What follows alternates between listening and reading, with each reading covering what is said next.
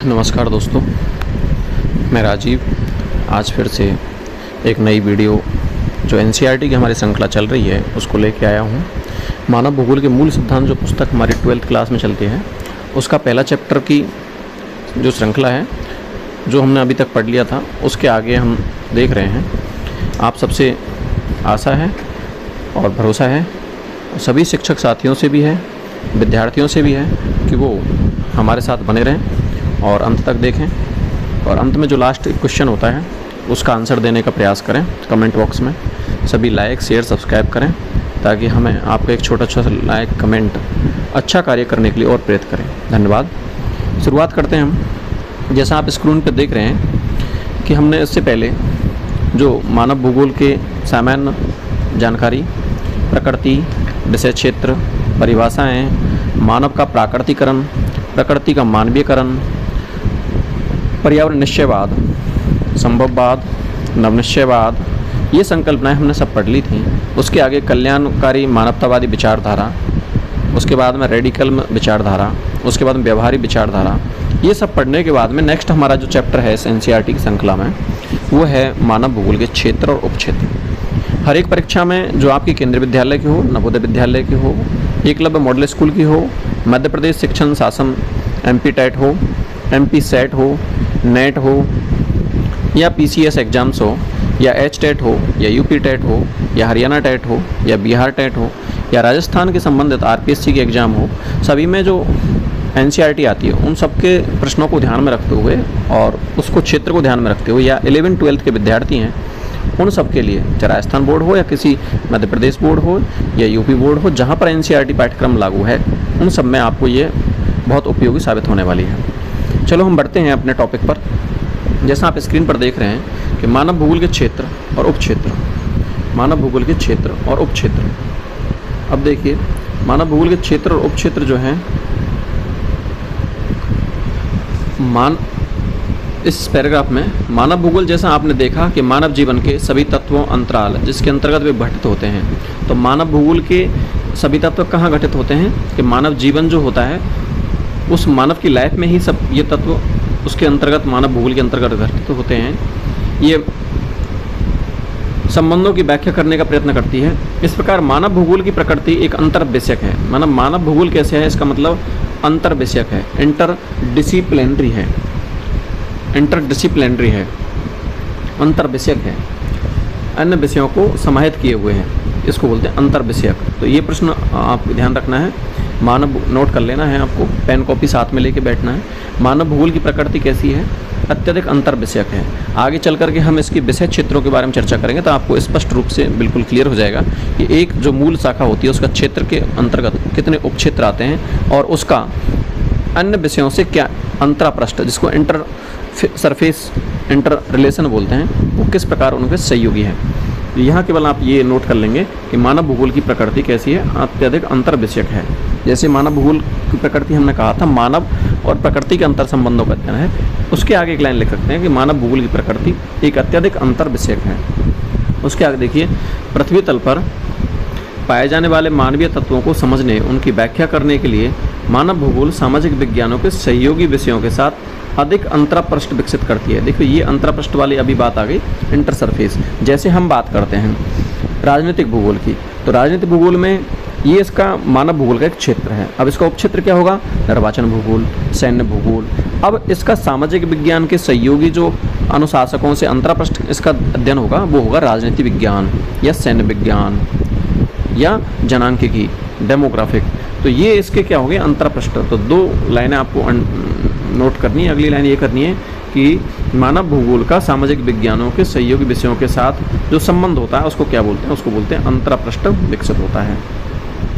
Next देखिए, ज्ञान के विस्तार के साथ जैसे जैसे मानव का ज्ञान का विकास होता चला जा रहा है, अब हम 21वीं शताब्दी में जैसे प्रवेश कर रहे हैं लगातार और उसकी लगातार आगे बढ़ते जा रहे हैं, तो नए उपक्षेत्रों का विकास होता गया। तो पहले जो मानव भूगोल के जो क्षेत्र थे वो बहुत सीमित थे। तो जैसे जैसे मानव का ज्ञान का विकास हो रहा है, ज्ञान का विस्तार हो रहा है, तो उसके नए नए क्षेत्र निकल के आ रहे हैं। जैसे हम बात करते हैं पहले केवल भौतिक भूगोल ही एक थी, फिर उसके बाद में भौतिक भूगोल को कौन अध्ययन करेगा, मानव करेगा। तो उसमें एक मानव भूगोल शाखा आई। जब मानव भूगोल की शाखा आई तो मानव भूगोल की बहुत सी शाखाएं आ गई। जैसे आप बता सकते हैं अब कि सामाजिक भूगोल, मानव भूगोल, नगरीय भूगोल, मानव भूगोल, राजनीतिक भूगोल, मानव भूगोल, जनसंख्या भूगोल, मानव भूगोल, आवास भूगोल, मानव भूगोल। तो ऐसी बहुत सी शाखाएं हैं, इनके अंतर्गत इनकी उप शाखाएं होंगी। तो इस प्रकार इसका मतलब नए नए उपक्षेत्र निकल के आ रहे हैं। जब जो नई नई शाखाएं हैं वो जैसी आवश्यकताएं हैं उसके अनुसार एक विषय का क्या हो रहा है, विकास हो रहा है, लगातार विकास होता चला जा रहा है। और मानव भूगोल के साथ ऐसा ही हुआ है, तो बिल्कुल हुआ है ऐसा। तो मानव भूगोल के क्षेत्र उपक्षेत्रों का परीक्षण करें। इसके आगे आप देखेंगे, इसका परीक्षण करेंगे तो आप अब नई हम दूसरा पेज पे देखते हैं कि इसके क्षेत्र उपक्षेत्र क्या हैं। आराम से आप देखें। अब यहाँ से एक प्रश्न निश्चित रूप से आता है हर एक परीक्षा में। अभी तक जो पढ़ा उसमें से आप 2-3 चीज़ें याद रखेंगे। एक तो परिभाषा याद रखेंगे अच्छे प्रकार से।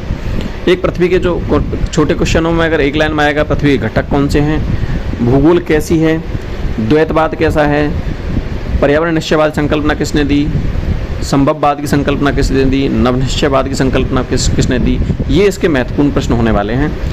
इनका आप आंसर लिखेंगे और नोट कर लेंगे, और इनका ये आपको आंसर आता है बता दिए गए हैं, आपको नहीं आता है तो आप कमेंट करके बता सकते हैं, पूछ सकते हैं। आपको बताने का प्रयास करेंगे, आप भी देखने का प्रयास करेंगे और अपना सही से अच्छे अंकों के साथ में जो भी अपनी मंजिल उसको पाएंगे। अब हम बात कर रहे हैं कि मानव भूगोल, यहाँ से जो प्रश्न आता है कि आरंभिक औपनिवेशिक युग, उत्तर औपनिवेशिक युग, इस प्रकार जो समय अवधि है, इस समय अवधि को लेकर के मानव भूगोल को 6 पार्टों में बांटा है।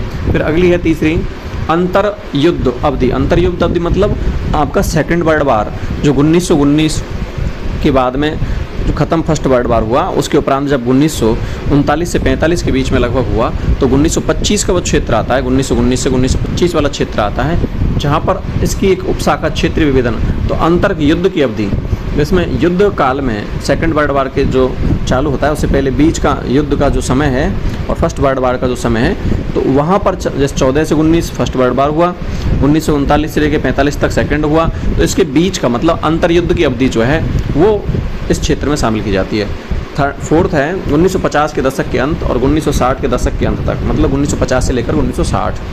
अगला पांचवा है 1970 का दशक और छठवा है 1990 का दशक। अब इसके अंतर्गत जो आप देख रहे हैं, एक एक को हम देखते हैं अभी। तो हम पहले जैसे आप स्क्रीन पर देख रहे हैं आप कि मानव भूगोल की बृहद अवस्थाएं और प्रणोद।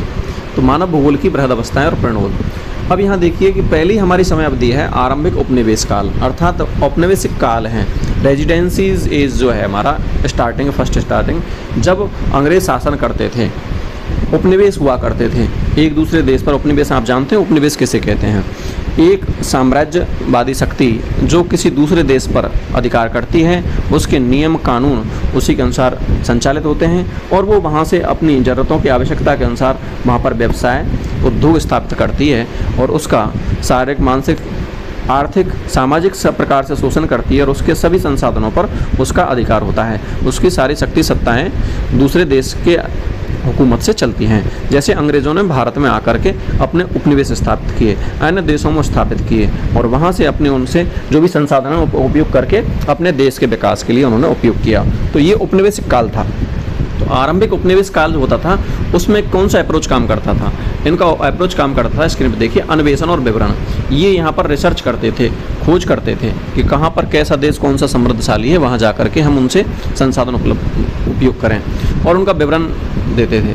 अब इसका मूल बृहद लक्षण क्या है? ये बृहद लक्षण दिखा रहा है कि साम्राज्य और व्यापारिक रुचियों ने नए क्षेत्रों में खोज की जो और अन्वेषणों को प्रोत्साहित किया। तो जहाँ साम्राज्य विस्तार हुआ, जहाँ पर नई संसाधन हुए, जहाँ पर सोने की चिड़िया भारत कहलाता था, उसको ही उसी के आकर्षण ने यहाँ पर विदेशियों को आमंत्रित किया और यहाँ से लोग बहुत धन संपदा और जितना खुशहाल जो खेती बाड़ी व्यवस्थाएं थी उनको यहाँ से लूटपाट करके अपने देशों को विकसित किया। अब नेक्स्ट देखिए, इसमें क्षेत्र का विश्व ज्ञान कोशीय विवरण भूगोलविदों द्वारा वर्णन का महत्वपूर्ण पक्ष बना। अब वहाँ के जो यात्री आए वो यहाँ की जानकारियाँ ले गए और उन्होंने बताया कि वास्तव में यहाँ के साम्राज्य के राजा महाराजा बहुत अकूत संपदाएं लेकर के, बहुत धन धान्य से, बहुत अच्छे ढंग से खेती बाड़ी, बहुत व्यवस्थाएं अच्छी थीं। तो इसके विवरण से ही अन्य लोग यहाँ पर आए। अब उसके आता है नेक्स्ट उत्तर औपनिवेशिक याद। उत्तर औपनिवेशिक बाद में उपागम ध्यान रखना है। उत्तर औपनिवेशिक बाद में कौन सा उपागम आता है? प्रादेशिक विश्लेषण आता है। प्रादेशिक विश्लेषण का मतलब प्रदेश के सभी पक्षों के विस्तृत वर्णन किए गए। मत यह था कि सभी प्रदेश पूर्ण अर्थात पृथ्वी के भाग हैं, अतः इन भागों को पूरी समझ पृथ्वी पूर्ण रूप से समझने में सहायता करेगी। ये इसके हमें दो पक्ष हो गए।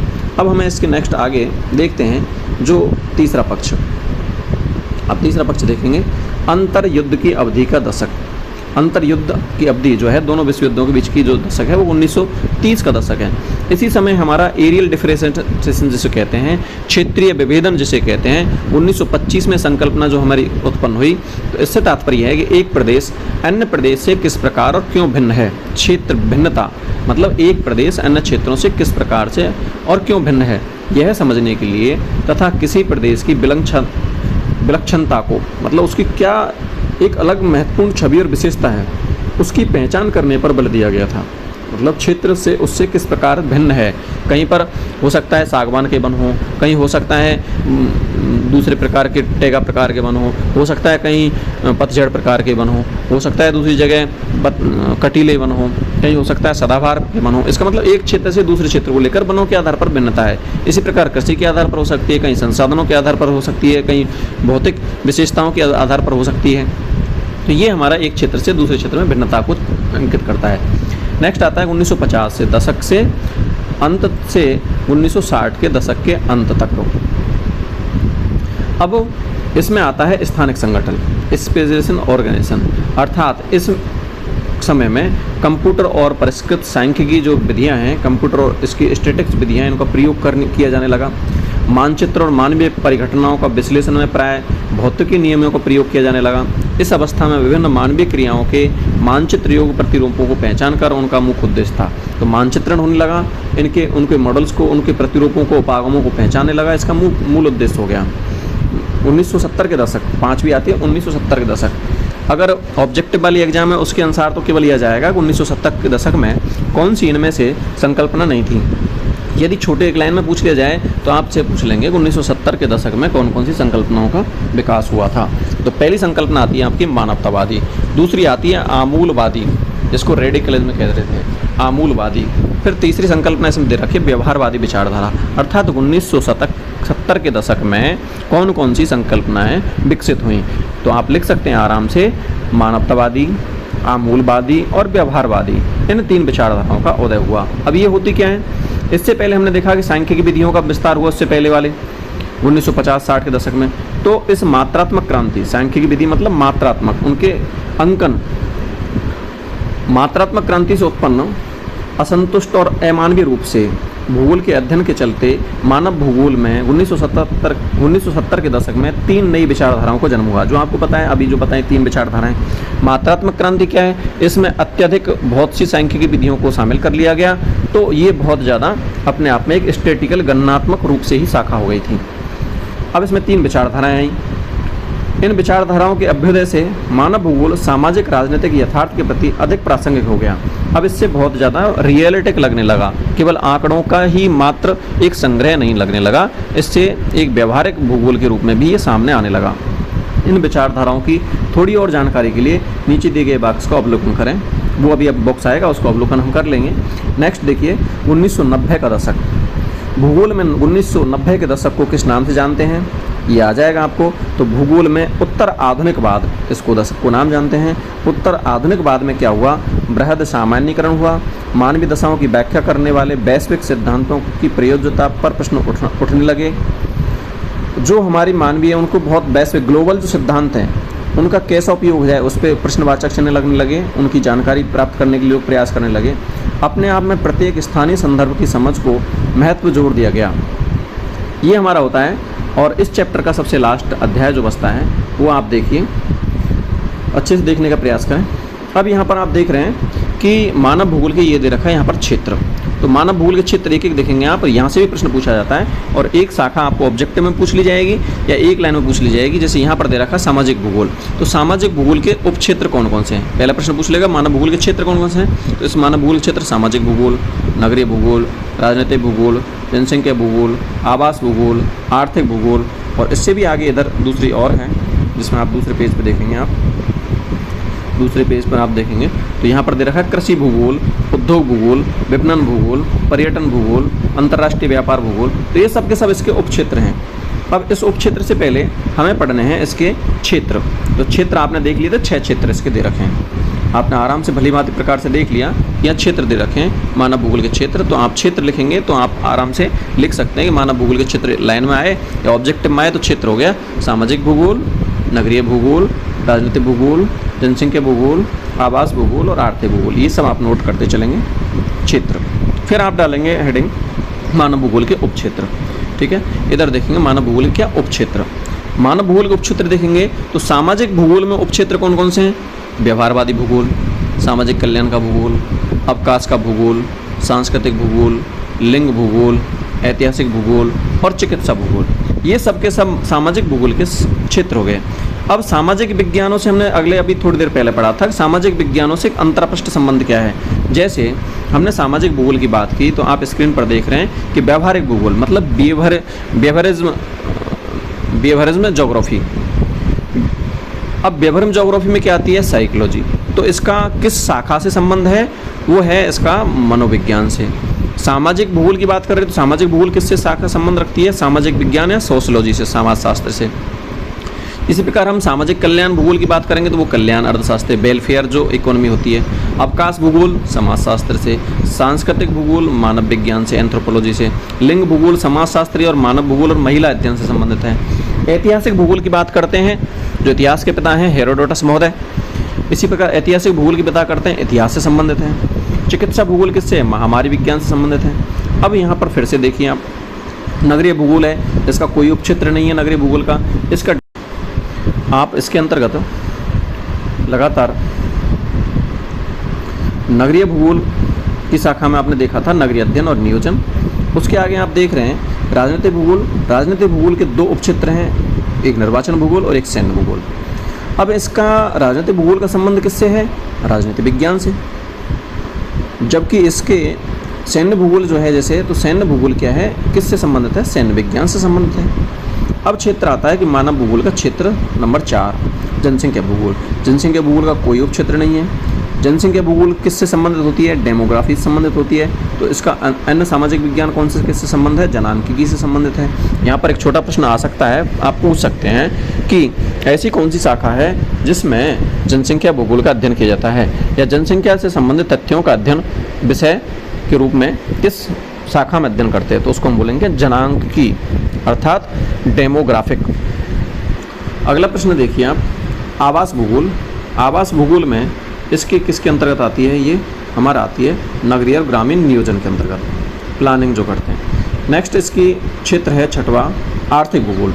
आर्थिक भूगोल के अंतर्गत ये आती है हमारी अर्थशास्त्र से संबंधित, इकोनॉमिक्स से संबंधित। और इसके संसाधन भूगोल उपक्षेत्र है। संसाधन भूगोल संसाधन अर्थशास्त्र के अंतर्गत आता है। इसका नेक्स्ट देखिए आप, अंत में इसके उपक्षेत्र और भी हैं, जैसे कृषि भूगोल आपने बात कर ली थी। इसके और उपक्षेत्र हैं कृषि भूगोल। कृषि भूगोल इसका अन्य विषय से जो अंतरपृष्ठ संबंध है वो कृषि विज्ञान से है।